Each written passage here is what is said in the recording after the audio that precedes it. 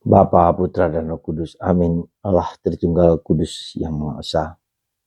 Puji syukur kami selalu Kau undang, Kau panggil untuk menjadi rasul, menjadi orang yang pilihan, menjadi orang yang terberkati, menjadi orang yang membagikan apa sebisa mungkin kepada orang di sekitar kita. Terpujilah nama mungkin dan sepanjang segala masa. Amin. Para saudaraku terkasih dalam Kristus, hari ini kita memperingati Santo Barnabas. Apa perlunya kita memperingati orang kudus ini? Ada satu hal yang mungkin menarik bagi saya adalah bahwa dialah orang yang menerima Paulus sebagai Rasul Kristus. Dialah juga yang memiliki keponaan yang bernama Markus yang kemudian menjadi penulis Injil. Apa yang kita lihat ya, ketika Barnabas menerima Paulus yang dulu Saulus yang menganiaya, mungkin bagi kita tidak perlu kita pikirkan itu, tidak perlu melihat bahwa ada konflik besar dulu ketika Saulus yang membunuh Stefanus, yang memerintahkan Stefanus dan mengejar-ngejar orang Kristen awali. Tapi berkat Barnabas lah yang mengatakan bahwa Saulus sudah bertobat dan diterima oleh para rasul dan orang-orang Kristen awal. Dialah yang Barnabas bersama Paulus di Antioquia, ya, selama setahun mengajarkan tentang Yesus Kristus. Dan juga murid anak keponakannya bernama Markus, ya, yang kemudian mengikuti Paulus juga, mengikuti Petrus. Dan kemudian Markus inilah yang kemudian ke Mesir dan kemudian ke Venesia, ya, mewartakan kabar gembira. Jadi yang bagi saya menarik adalah sekecil apapun peran kita untuk membawa orang kepada Kristus. Paulus yang kemudian diterima menjadi rasul yang luar biasa melebihi Barnabas bahkan. Ya.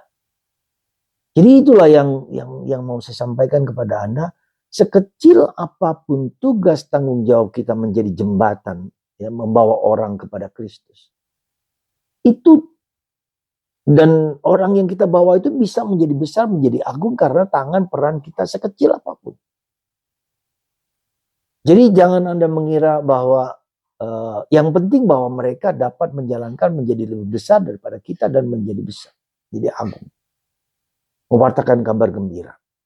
Itulah peran Anda, itulah kita semua, sekecil apapun.